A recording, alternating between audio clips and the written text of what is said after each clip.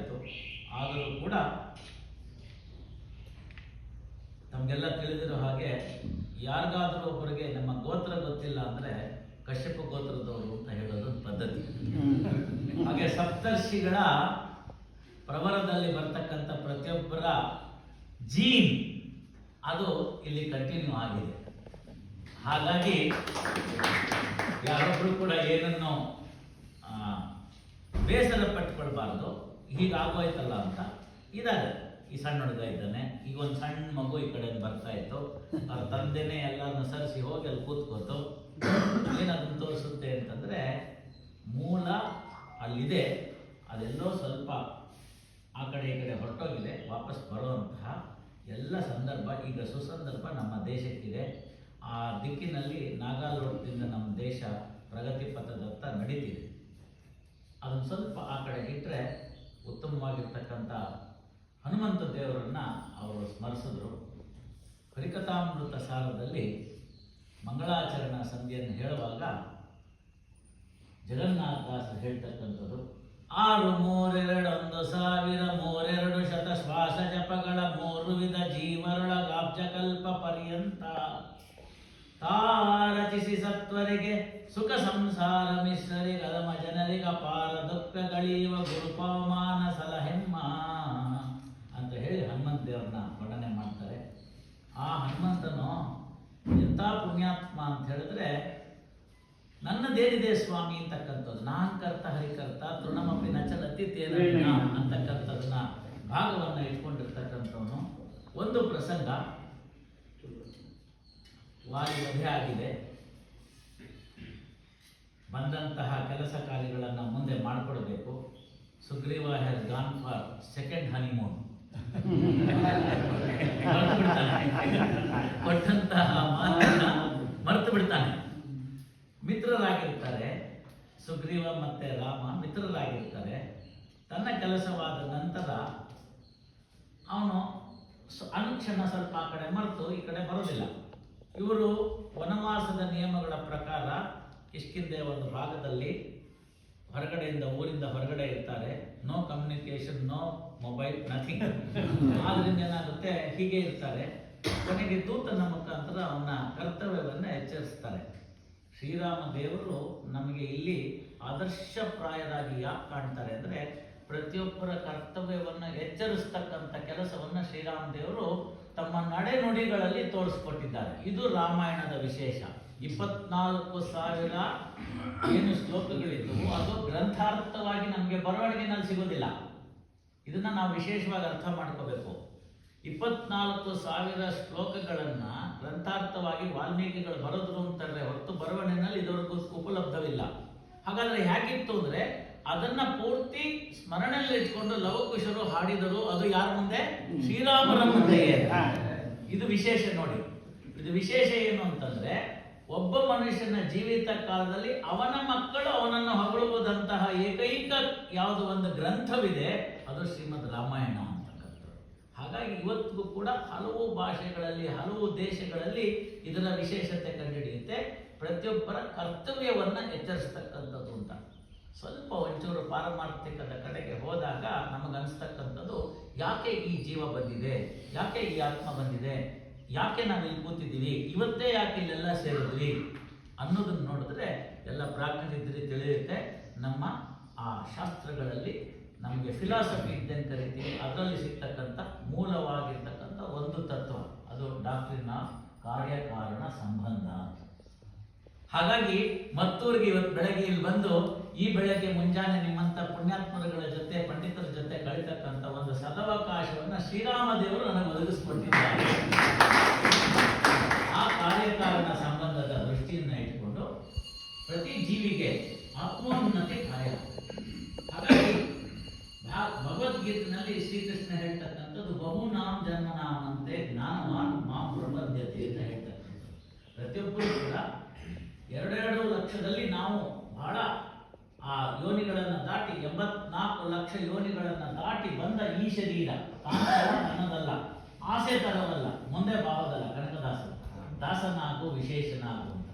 ಹಾಗೆ ಈ ಸೋಲು ಒಂದು ಅಮೀಬವೋ ಒಂದು ಬ್ಯಾಕ್ಟೀರಿಯಾವೋ ಅಲ್ಲಿಂದ ಹಿಡಿದು ಇಲ್ಲಿ ತನಕ ಆಗಿ ಮಾನವ ಜನ್ಮ ದೊಡ್ಡದು, ಅದನ್ನು ಹಾನಿ ಮಾಡಿಕೊಳ್ಳಬೇಡಿರೋ ಹುಚ್ಚಪ್ಪಗಳಿರ ಅಂತ ಹೇಳ್ತಾರೆ.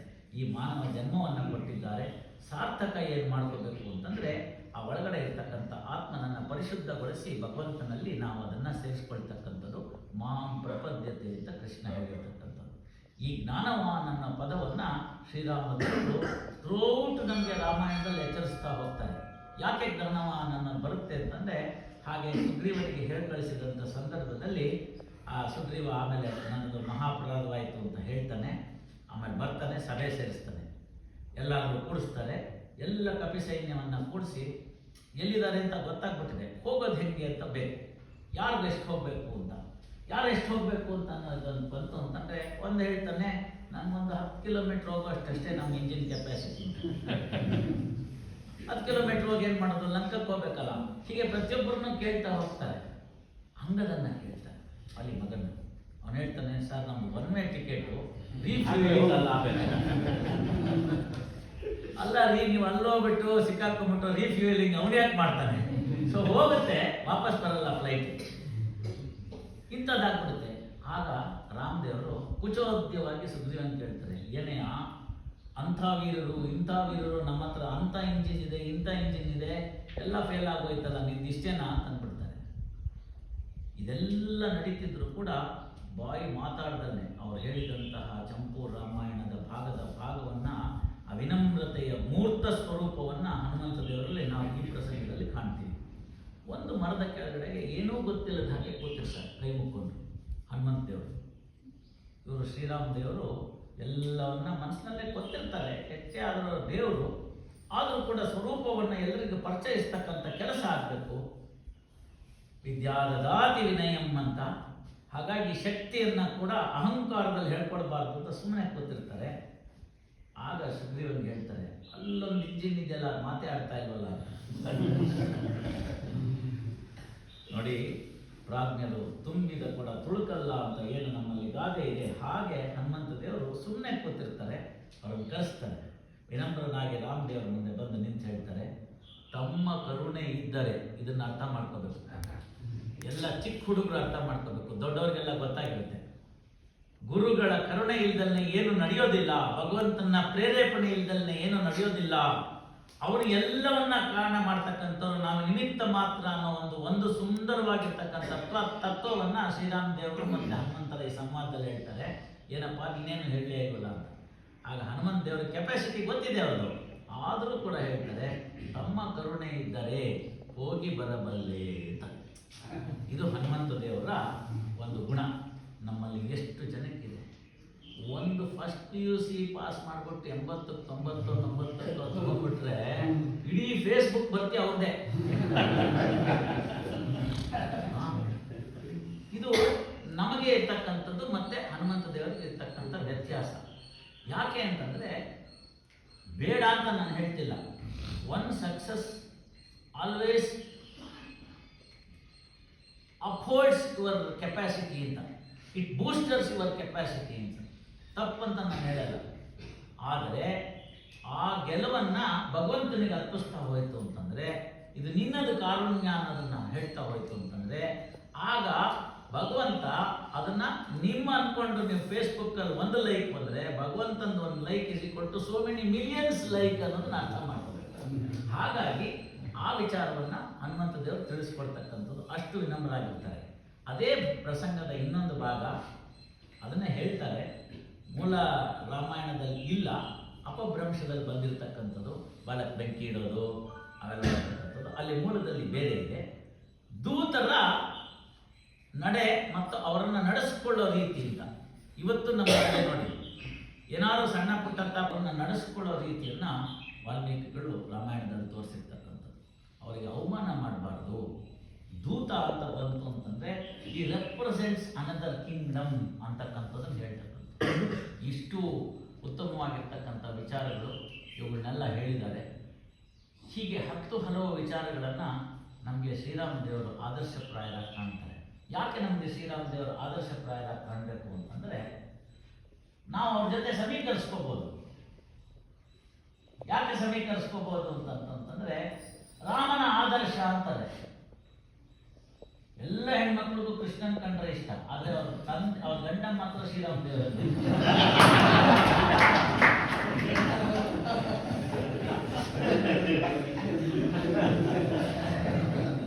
ಇದೆಲ್ಲ ನಮಗೆ ಸಮಾಜದಲ್ಲಿ ಪಾಠ ಆಗ್ಬೇಕಾಗುತ್ತೆ. ಆದರ್ಶ ಪುರುಷ ಅಂತ ದೇವರಲ್ಲಿ ಕಾಣಿಸ್ಕೊಂಡ್ರು ಶ್ರೀರಾಮ. ಹಾಗಾಗಿ ಹಲವು ಭಾಗಗಳಲ್ಲಿ ಬಂದಂಥದ್ದು ಅವತಾರಗಳಲ್ಲಿ ಭೇದ ಮಾಡಬಾರ್ದು. ಯಾವ ಭಗವತ್ ಅವತಾರದಲ್ಲೂ ಕೂಡ ಭೇದ ಮಾಡಬಾರ್ದು, ಅದು ಮೂಲ ತತ್ವ. ಹಾಗಿದ್ರೂ ಕೂಡ ಅಲೋಟ್ರೋಪಿಕ್ ಫಾರ್ಮ್ಸ್ ಅಂತ ಕೆಮಿಸ್ಟ್ರಿನಲ್ಲಿ ಕರಿತೀವಿ. ಇದ್ದಲೇ ಮುಂದೆ ವಜ್ರ ಆಗುತ್ತೆ ಅಂತ. ವಜ್ರ ಯಾರಲ್ಲಿಲ್ವೋ ಅವ್ರು ಇದ್ಲೇನೆ ವಜ್ರ ಅಂದ್ಕೊಂಡು ಆಯ್ತು. ಅಲೋಟ್ರೋಪಿಕ್ ಫಾರ್ಮ್ ಮುಂದೆ ಆಗುತ್ತೆ ಅಂತ.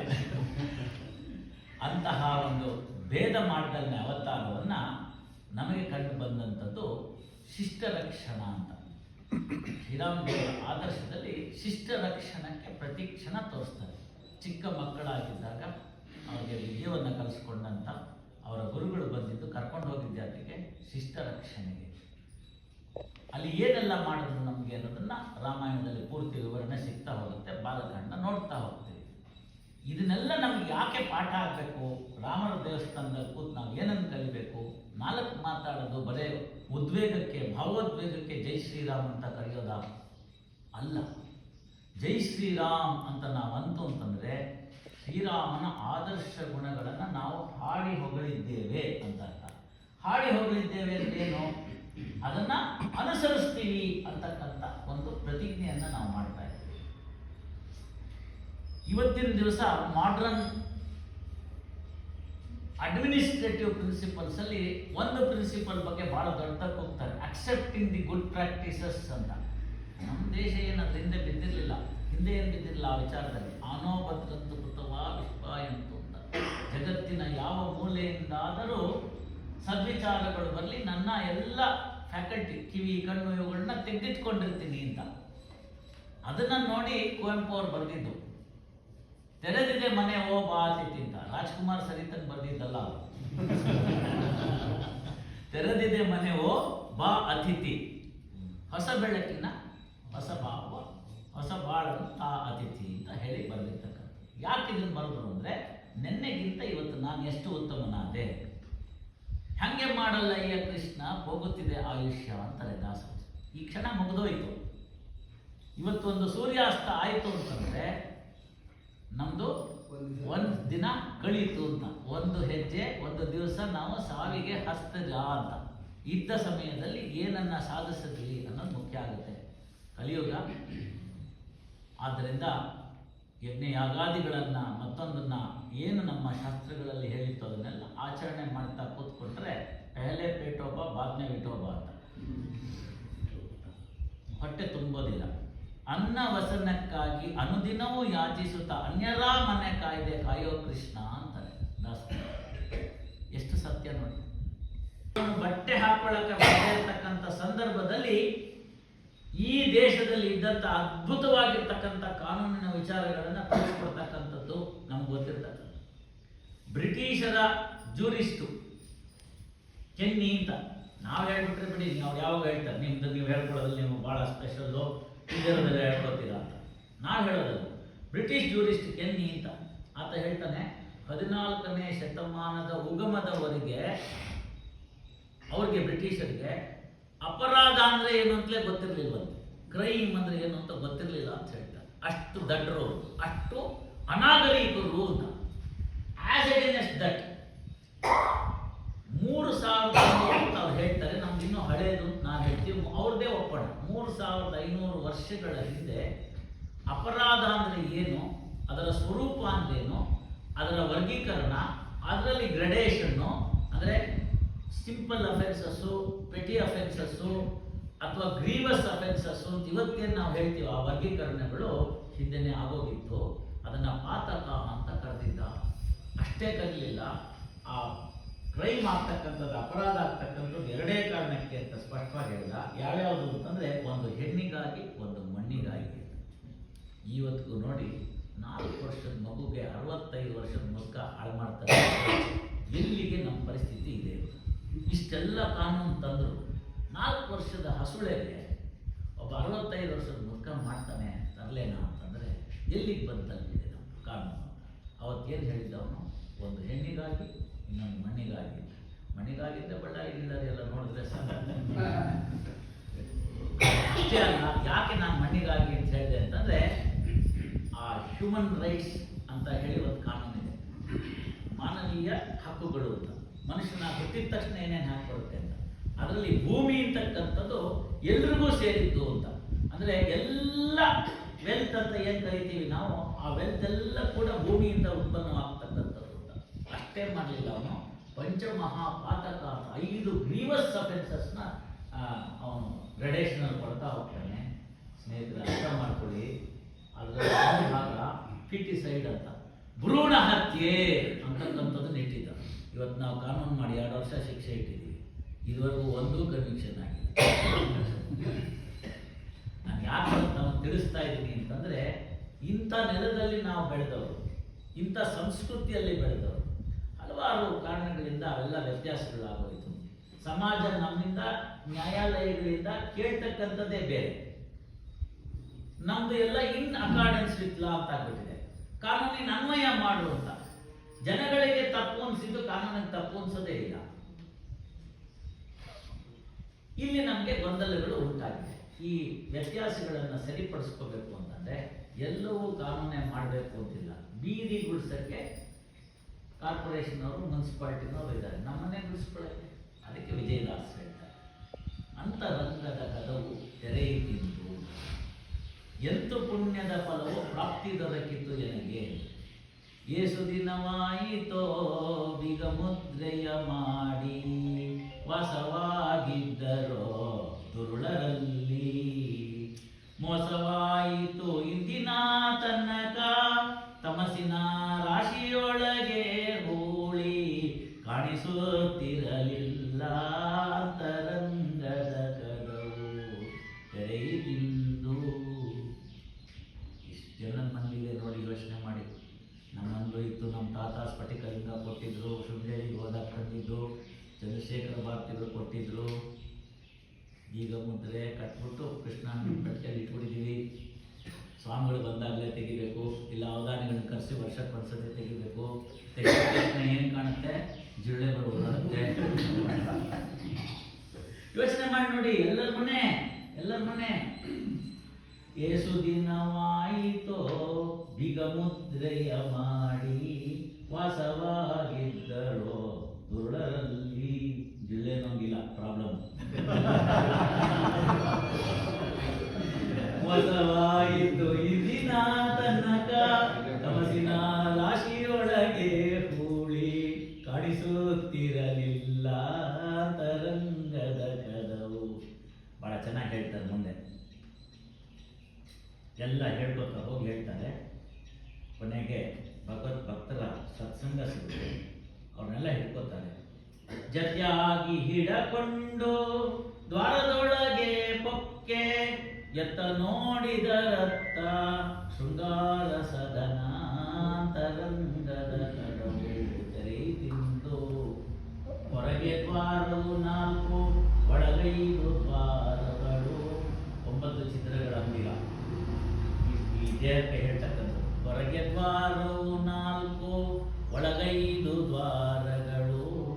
ರಮೆ ಅರಸನ ಆಲಿಂಗತ್ವದಿ ಅಂತ ಕಾಣ್ತಾನೆ ಅಂತ ಹೇಳ್ತಾರೆ.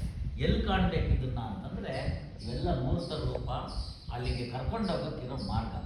ಎಲ್ಲಿ ನಮಗೆ ಕಾಣಬೇಕಾಗಿರೋದು ಆ ಭಗವಂತನ ಸಾಕ್ಷಾತ್ಕಾರ ದರ್ಶನ ಅಂತಂದರೆ ಅಂತರಂಗದ ಕದವು ತೆರೆಯಿತಿಂದು. ಇಂಥ ಸತ್ಸಂಗದಲ್ಲಿ ಕೂತ್ಕೊಂಡು 10 ಜನರ ವಿದ್ವಾಂಸರ ಮಧ್ಯ ಅಲ್ಪನಿಗೆ ತಿಳಿದಂಥ 4 ಮಾತುಗಳನ್ನು ನಿಮ್ಮ